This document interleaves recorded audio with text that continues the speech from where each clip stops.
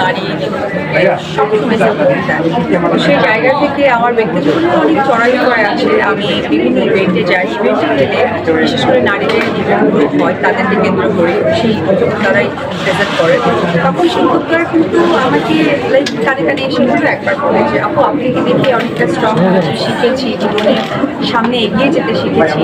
এই জন্য আমার কাছে মনে হয় যে একটা লার্নিং তাদের কাছে।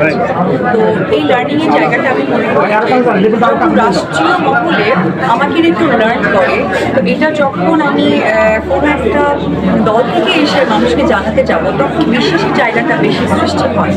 তো সেই বিশ্বাসের জায়গাটা যখন সৃষ্টি হয় কাজের জায়গাটাও পাওয়া যায়। তাই আমি চাইব যে বিশ্বাসের জায়গাটা নারীদের কাছে আসলে ভিন্ন রকম, বিশেষ করে ব্যক্তিগত সন্তানের মা